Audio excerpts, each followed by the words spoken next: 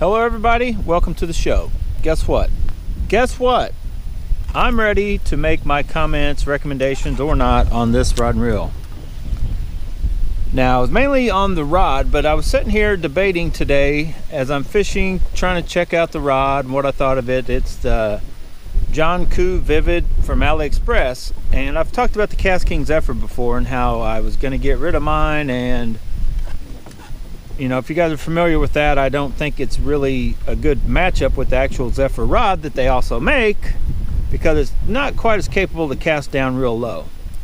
So before I jump into the rod, well, first of all, watch the footage that these two fish catching, casting capabilities, and then we'll come back. All right, watch the footage. Did you watch the footage yet? Watch the footage. All right, boys and girls, you asked for it and I brought it. JohnCoo is in the house. It's a JohnCoo Vivid. Look at that bright colored Vivid rod, Zephr reel, fast. I do have, hooked myself. Those hooks are sharp.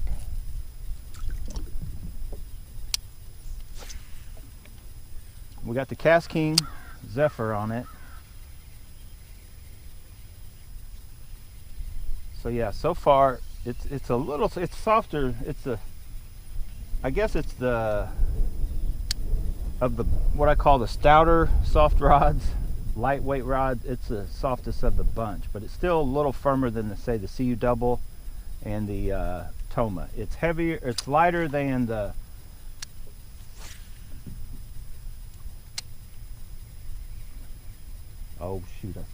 the Kang Teton. It's lighter than that. The Kang Teton fits right in between these two rods I got now. I think this feeling rod, the purple one's a little bit heavier. This one's a little bit lighter. Now I got a lot of line on this, but the Zephr, I've talked about it before, that ultralight rod that you can get, the Zephr rod, I don't think this reel is the best bet for it. It does match up perfectly, looks good, but I don't think it's the best deal going. I think your best deal going is to get something more of a light, and that's where this reel can definitely shine, because these are lightweight baits and I could probably turn the brakes down a little. But these baits are smaller than your 1.0 square bill. They're little bitty square bill baits, and you can fling them though. With these setups, you can fling the little baits like you would a 1.0 or to a 2.0, or 1.5 to a 2.5 on regular gear. Maybe even a little bit better. But it's just got that feeling, you know, you can get good long cast. You may not catch a fish on them, but as far as will they do it and feel good doing it, yeah. And then they got enough give, you know, for treble baits. When you do set the hook, there's no issue. It's going to be enough power to set a good hook, even on a treble hook. It won't be too much, but then enough give to definitely not be too much rod for those treble hooks to be pulled out or anything. So as long as you've got the right, you know, drag set to the line kind of deal, you shouldn't have too many issues landing too many fish. Sometimes they're smacking at it and you're going to miss fish, but if they're trying to eat it, you should have them. I'm going to back those brakes off one notch. We got the wind blowing like sideways at my face.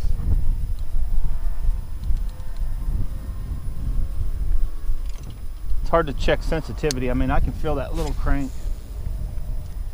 That was right on the verge. This thing does not like to go past that little notch, no matter what baits. It throws them all good.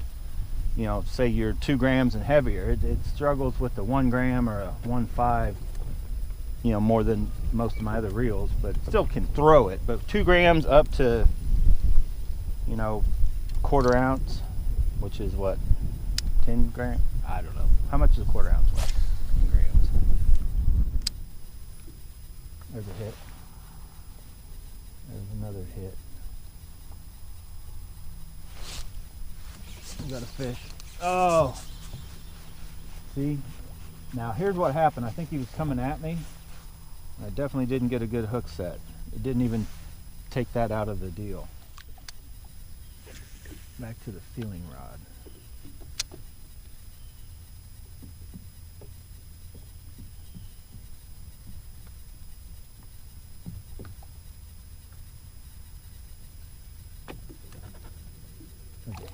Oh, that was the slightest little thunk. I think it was a thunk and gone before I yanked. I yanked, but never felt anything. Like when you yank like that, it's definitely not because of too light a rod. That's because you shouldn't have yanked, or you yanked way too soon. One or two. You feel a little thunk and you like, whoop, nothing's there. That's just a sign that the hook set was not timed right. When you yank, you kind of feel something, then it just comes on out, or the fish makes a move and then it pops loose. That could be the power of the rod isn't enough. On this bite, I'm going to go back to the JohnCoo. We've pretty much accomplished what we wanted. This rod is legit. I threw the 1/2 ounce lipless, caught some big bass. This rod definitely, it took forever, 2 months to get, and I was debating, and I've kind of, oh boy, did I waste my money? Did I waste my time and energy and worrying about it? Is it worth it? But after today, the first initial outing with it, yeah, it feels like it's going to do everything I thought it could do and wanted it to do. It's going to fit the bill. I did not balance the JohnCoo. Oh, there's a hit. Oh, missed one. That was definitely a hit. Okay. Here, I'm going to take the weight. I'm going to figure out JohnCoo for sure, yes or no, because I think I just missed another fish.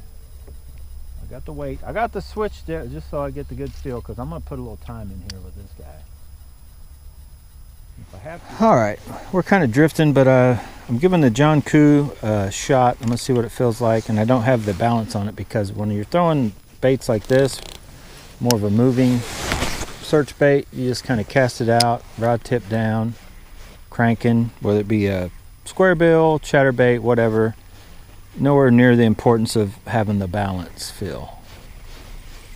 So I'm kind of just seeing what I think. I've kind of given up on, I don't think I'm going to use it for my shaky head rod. There we go. But maybe it's got some luck as a crankbait rod. Look at that. Oh yeah. That sucker nailed it. Look at that. Definitely puts up a good fight, got a good bend. I still got a freaking worm rod out that way.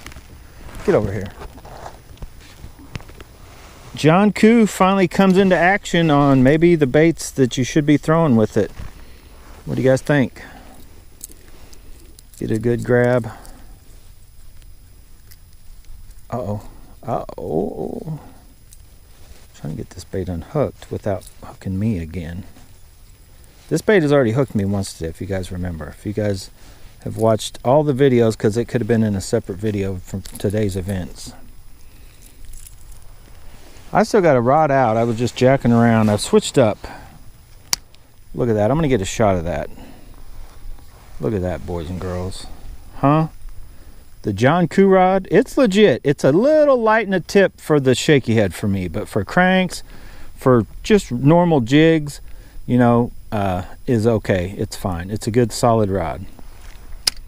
It's just like what I'd call it, sort of like the Dragon that I traded Charles. Charles may love this rod. Emily would probably like this rod, but it's a little soft for my true shaky head. This sucker ain't getting nothing either.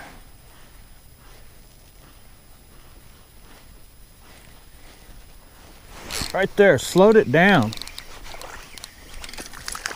I was yanking and cranking. I just slowed that baby down, and right there we got us a little one on the old JohnCoo. It goes to show you, I don't know. I think sometimes it's just all in the bait itself, slow or fast. This little crank just legit works. Oh well, smallest fish of the day.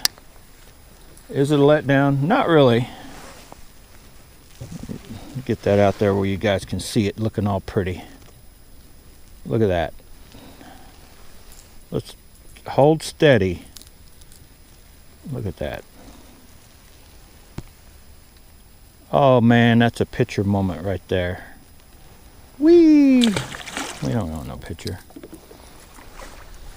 Oh boy. You guys missed out. I thought I was recording. Right at the boat. You didn't miss much because I was literally had a few more feet than that out and speed cranking, and that white ghost hit it. And I guess it makes sense. I mean, you look at the color of those and the color of that, and they're about the same freaking color. So yeah, the JohnCoo trying to redeem itself. Missed a few fish today on this thing. Uh-oh, here we go again.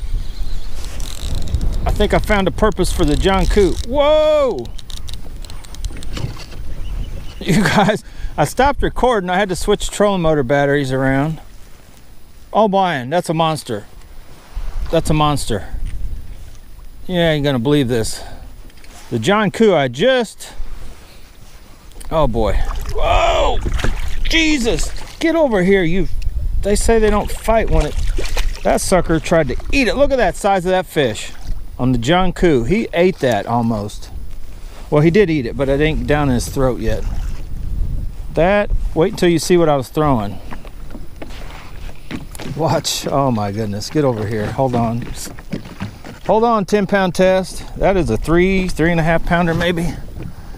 Let me get my hands on you. Woo!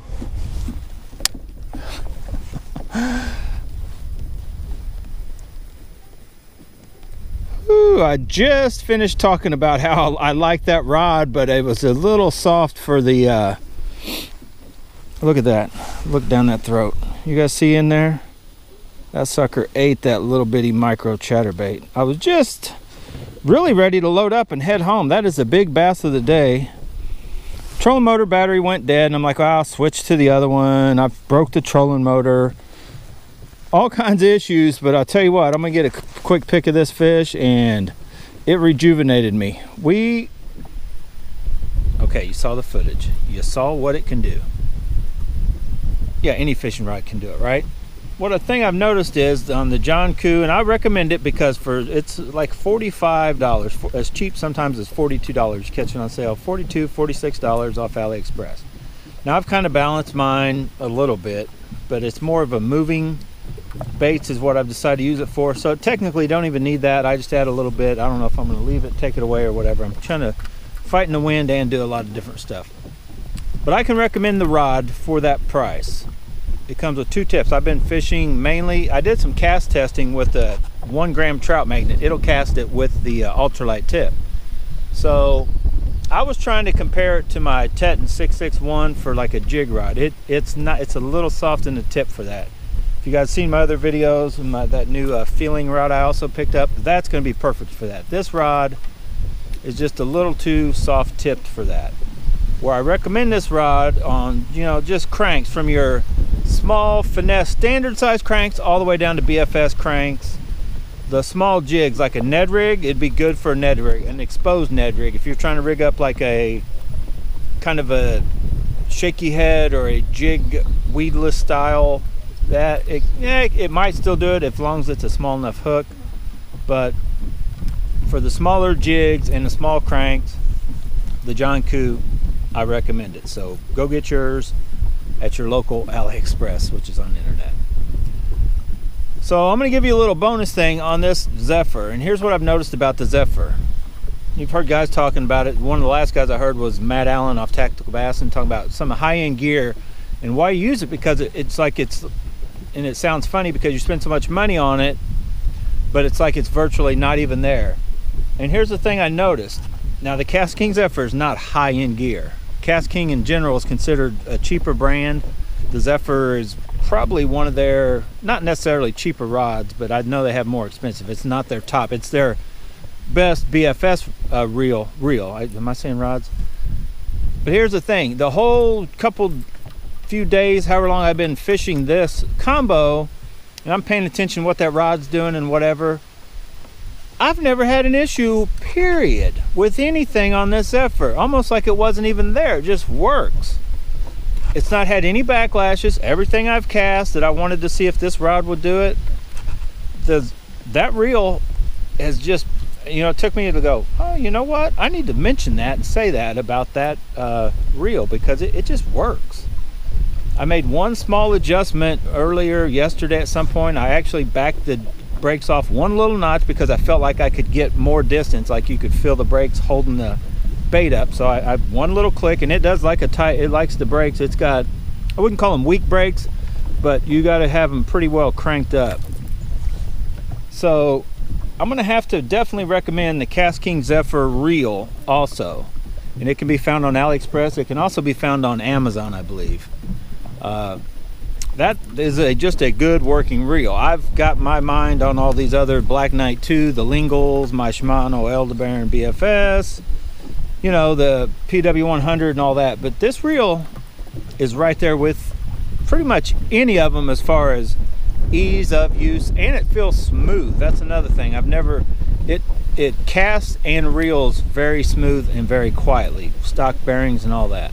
I'm having issues with all these ceramic bearings. I'm not a fan of ceramic bearings. But anyway, guys, hopefully you like that review overall on the JohnCoo, and we threw the KastKing in there just for good measures, right? Get out, go bass bonsai. I'm gonna try to catch at least another bass or two before I wrap up my day, but it is getting cold. We got 48-degree water temps, 50-some degree air, but the air's blowing like at 50 miles an hour. So 50 miles an hour, 50 degrees, it still feels chilly. The sun is shining now though, which is a good thing. All right, guys, I gotta go. See you around. Catch you on the flip-flop. I forgot to mention, I want to thank Jay, subscriber. That's how I know Jay. I don't know him personally or anything. Sent me this rod to test, and you know, I'm sending him money back for it, but he I think he only wanted like $30 or $32 since it was a used rod. So anyway, I'm sending him 40 bucks. I just got to get it sent in the mail. He doesn't have PayPal. I was trying to PayPal him. So anyway, that's it. I am done this time.